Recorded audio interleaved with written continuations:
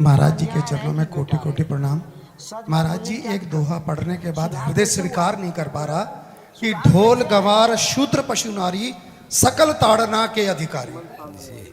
इसमें गोस्वामी जी ने बहुत सूक्ष्मता से वर्णन किया। महापुरुषों के वचनों को हम सूक्ष्मता से समझ पाए। प्रायः ऐसा कह करके हम कहीं कहीं माताओं बहनों की अवहेलना करते हैं, कई जगह हम इसका प्रयोग कर देते हैं। अरे वो गोस्वामी जी ने लिखा है ढोल गंवार शूद्र पशु नारी सकल ताड़ना के अधिकारी। अब इसकी व्याख्या सूक्ष्मता से सुने और विचार पूर्वक। शास्त्रीय प्रमाण के अनुसार ढोल है ना, ढोल को ताड़ना चाहिए कि हम शादी करेंगे। ताड़ना मतलब उसको ठपाक चाहिए और बेताल नहीं।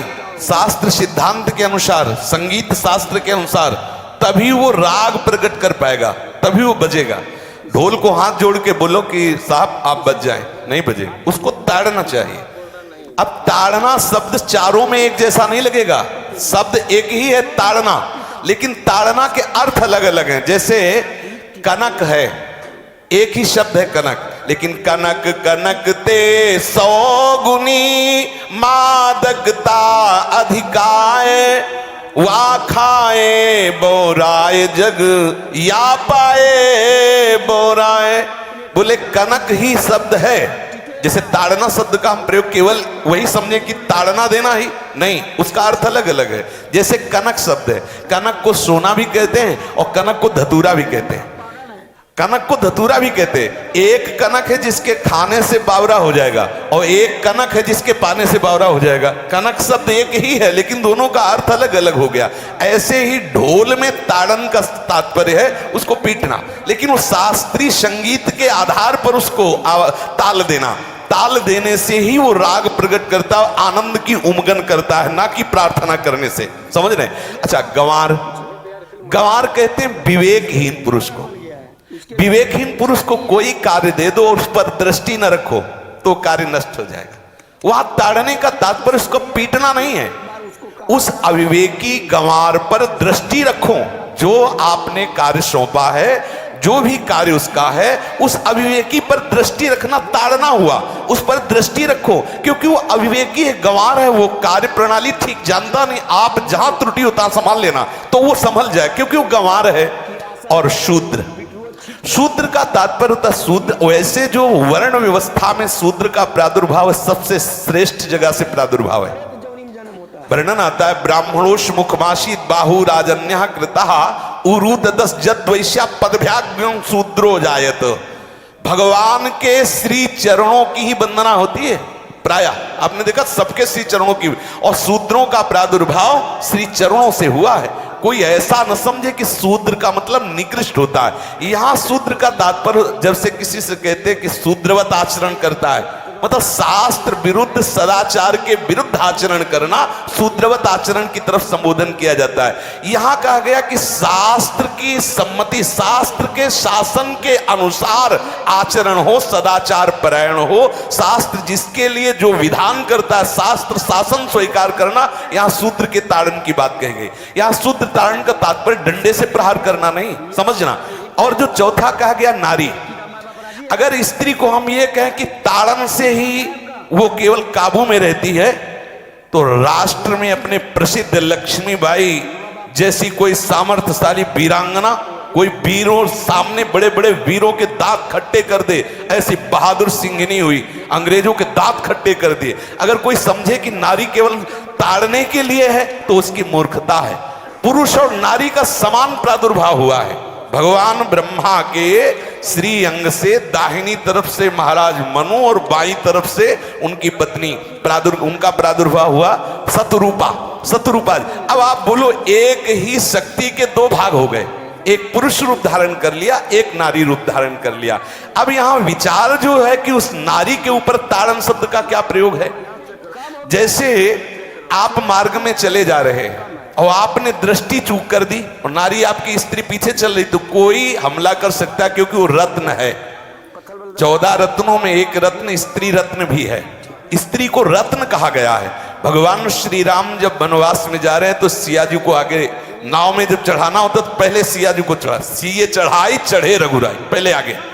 दृष्टि रखो, दृष्टि चूक गई तो रत्न है, यहां दृष्टि रखना। शासन मतलब उसको पिटाई करना नहीं कि जैसे ढोल को पीटा जाता है ऐसे स्त्री को पीटा जाए, शूद्र को पीटा जाए तो गंवार को, ये व्याख्या नहीं है, ये मूर्खता है, इसे व्याख्या नहीं कहते। जैसे कनक शब्द के कई अर्थ होते हैं, ऐसे ही ताड़न शब्द का यहाँ अलग अलग प्रयोग है।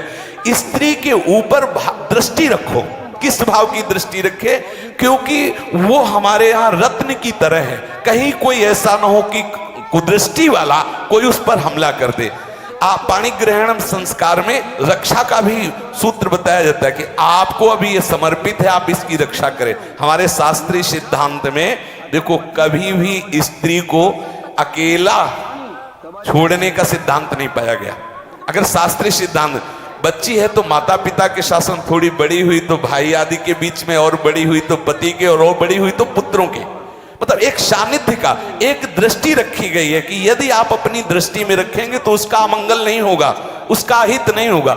ये जो जैसे मानो कोई सी स्त्री को अकेला कोई पा गया और कुमार्गगामी वृत्ति वाला हुआ, तो आज जो घटनाएं सुनने को मिलती हैं, अगर हमारी दृष्टि हो उस पर तो ऐसा नहीं हो सकता। और दूसरी बात यह है कि स्त्री को बुद्धि स्वरूपा भी माना गया। भगवान से भीष्म जी कहते हैं, मैंने अपनी कुंवारी कन्या बुद्धि को, हमारी कुंवारी कन्या है बुद्धि, सदैव सुरक्षित रखा है, आज आपके चरणों में समर्पित करते हैं। तो शास्त्र शासन के द्वारा बुद्धि को सदैव अपने अधीन रखो, कहीं बुद्धि कुमार्गगामी ना हो जाए। यहाँ स्त्री के ताड़न का केवल एक सूत्र है कि आप उस पर दृष्टि बनाए रखें, कहीं स्त्री रत्न कहीं अपवित्र ना हो जाए, कहीं दूसरे का किसी तरह से कुमार्गगामी लोगों का ऐसा कोई बर्ताव ना हो जाए, इसलिए सावधान। वहां उसको पीटने का शब्द नहीं है कि ढोल गवार शूद्र पशु नारी सकल ताड़ना के अधिकारी। ताड़ना का तात्पर्य वहां पीटना नहीं तो विद्वता में देखो तो एक से एक, साधुता में देखो तो एक से एक, वीरांगना देखो एक से एक, ऐसा नहीं कह सकते। क्योंकि जो सामर्थ्य पुरुष में वही सामर्थ्य भगवान ने स्त्री में भी दी,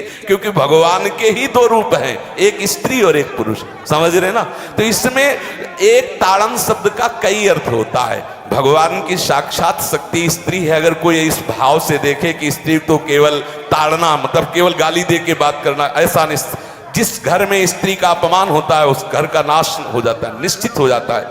आप देखिए रावण का सत्यानाश हो गया जगदम्बा सीता के प्रति, दुर्योधन का सत्यानाश हो गया द्रौपदी के प्रति।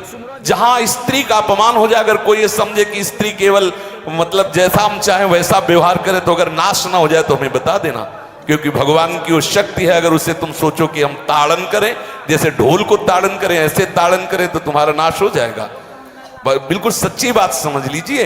केवल वहां दृष्टि रखने की बात कही गई है, आपका अधिकार है, आप उसकी सुरक्षा व्यवस्था में रहें। और एक वृत्ति होती है, अगर शासन ना हो तो हमारी बुद्धि भ्रष्ट हो जाए, हमारी बुद्धि भ्रष्ट हो जाए, आपकी बुद्धि भ्रष्ट हो जाए। भगवान का भय, शास्त्र का भय, लोक मर्यादा का भय, ये हमको सुरक्षित रखता है। इसलिए दृष्टि रखने की आवश्यकता है कि वो पवित्र रहे, वो सुरक्षित रहे, ना कि उसको पीटने के लिए यहाँ संबोधन किया गया गोस्वामी तुलसीदास जी ने। इसलिए सावधानी पूर्वक अपनी वृत्ति को पावन रखते हुए महापुरुषों के वचनों को समझने की चेष्टा की जाए। गोस्वामी जी ने जो यहाँ कहा, ढोल गवार शूद्र पशु नारी सकल ताड़ना के अधिकारी, तो ताड़ना का अलग अर्थ है, अलग अलग।